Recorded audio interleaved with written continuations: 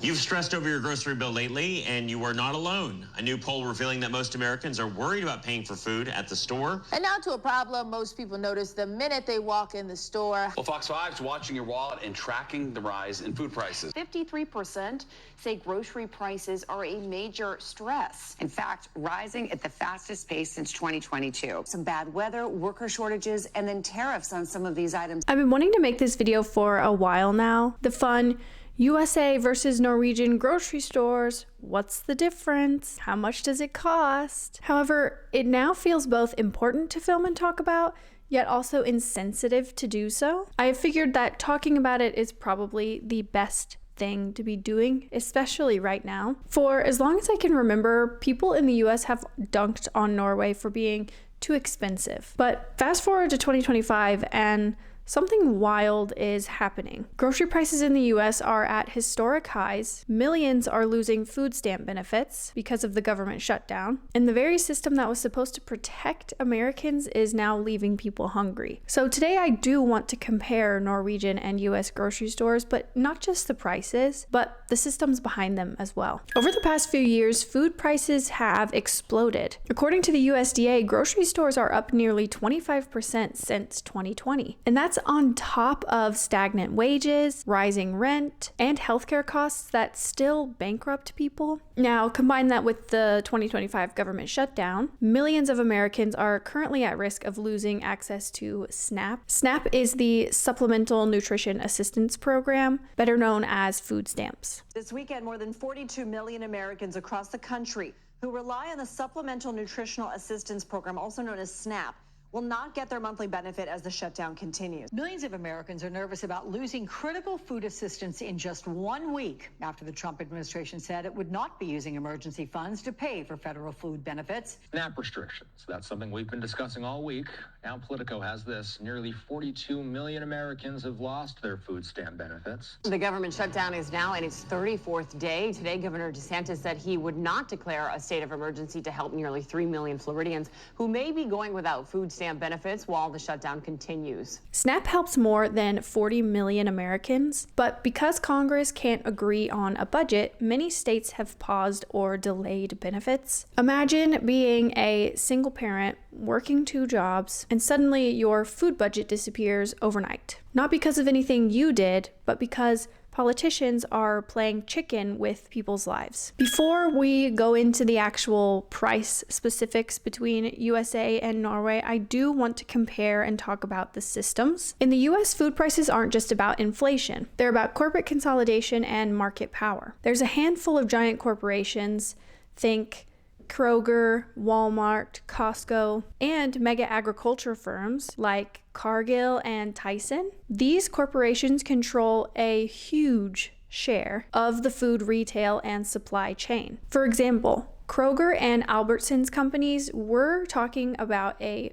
merger, and it was going to be about a $24.6 billion deal. However, it raised red flags because regulators argued it would reduce competition and raise prices, not lower them. The effect of consolidation is multifold. When fewer players dominate, those players have more power to dictate the prices, reduce choices, and squeeze their suppliers. Workers and smaller producers have way less bargaining power. For instance, some of the largest grocery store chains pay executives huge sums, while many of their frontline workers are earning near poverty wages. Farmers and smaller suppliers often don't capture any of this gain. Costs go up, margins get compressed, and yet final retail prices still climb. Meanwhile, let's move over to Norway. There are concentration issues here. Even here, the groceries are dominated by a few chains, but the regulatory and cultural context changes how the system behaves. For example, agricultural policy in Norway supports farmers heavily. One study found that around 59% of farmers' revenue coming from government support alone. And they use annual negotiations between government and farmers' unions to stabilize incomes. So So let's unpack what that means. The government and farmers organizations negotiate each year to set certain frameworks for the food sector. This ensures viable incomes, this promotes rural production, and this safeguards food security. The government tries to act not just as a regulator, but as a partner, supporting production where it might otherwise not be viable due to geography or scale. Because of that mindset, food is treated more as a public good, less purely as a market commodity. Wages, labor conditions, and social safety nets are stronger, which means people have more stability in the system. And yes, some will say,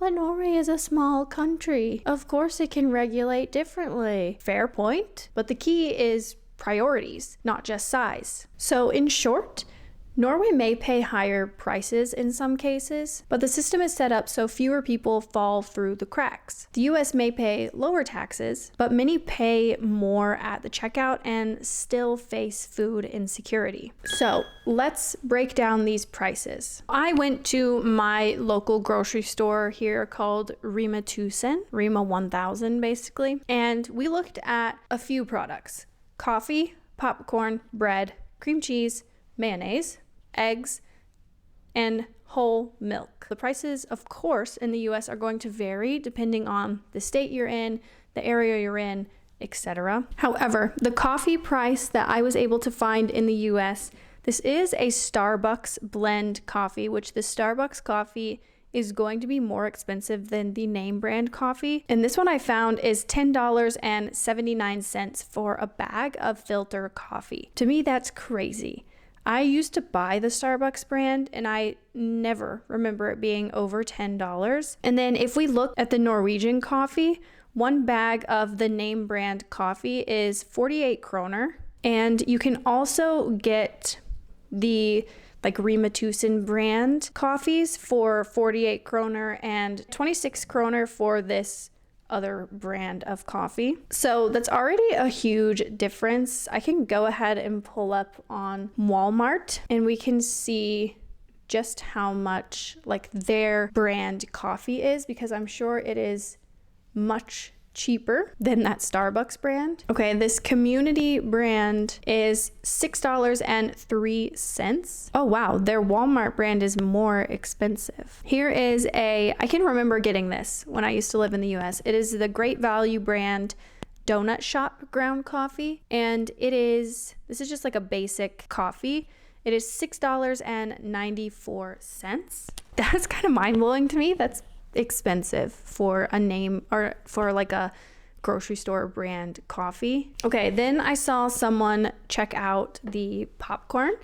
In the US, they have this brand called Pop Secret Popcorn. 6 bags of microwave popcorn for $7.79. And I went and checked ours. And in ours, you get 3 bags of microwave popcorn for 20 kroner, cutting the price in half. It is still technically less than US grocery store prices. Moving on to an important one, bread. This girl, she said the cheapest bread at her grocery store was $5.19, which that sounds crazy to me. So I am gonna look up bread on Walmart's website, because it cannot be $5 everywhere. Okay, no. You can get Great Value brand white, just basic white bread for $1.48. Here we have the bread in Norway. This is the basic, just Rema 1000 brand bread, and it is 19 kroner, so it is pretty similar to the price of the Great Value brand from Walmart. This cream cheese is originally $5.39. However, it is on sale for $4.29. And we actually have the same brand Philadelphia cream cheese here, and it is 29 kroner. So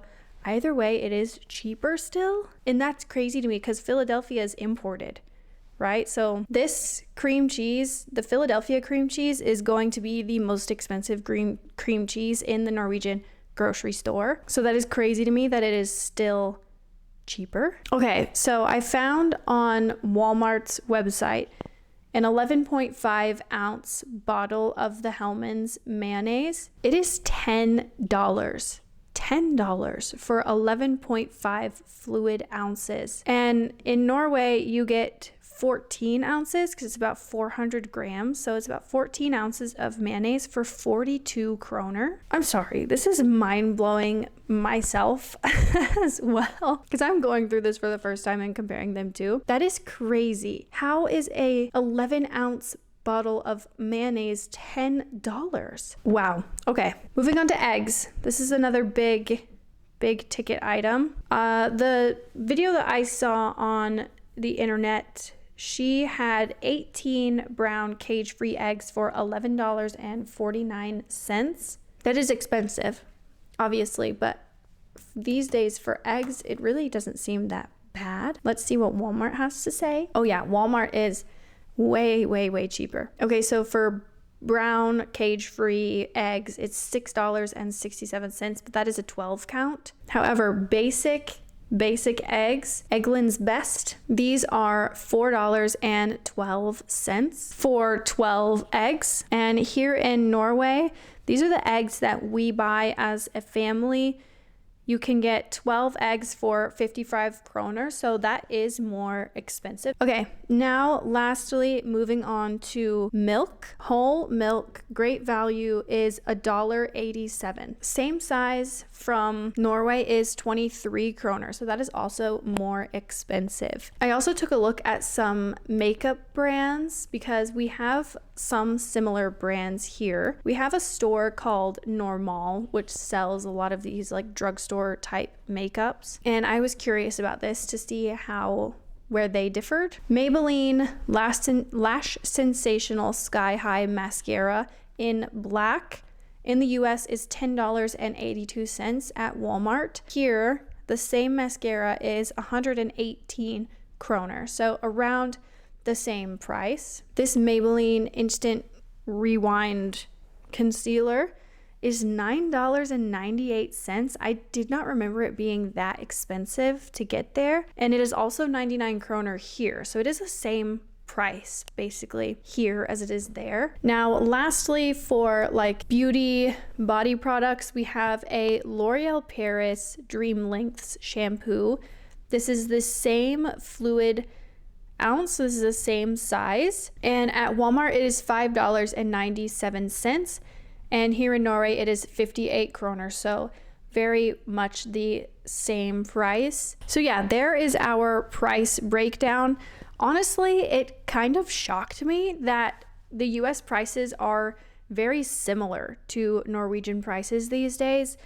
I think that that's mind-blowing. But here is the real question and the real meaning behind this video is, should food be a privilege? In my opinion, every civilization, no matter how wealthy or advanced, is only as strong as its ability to feed its people. Food is such a basic component of being a human, and yet in America, we've almost accepted hunger as a normal part of life for some people. We've normalized GoFundMes for groceries. We've decided that if you're poor, you must have done something to deserve it. And I think what scares a lot of people back home is not the idea of paying high taxes, but the idea of rethinking what freedom actually means. Because if freedom means you can't afford to eat, is that really freedom? And Norway isn't perfect. Prices can be high, and we of course don't have the same selection as there is in the US. However, when people lose their jobs,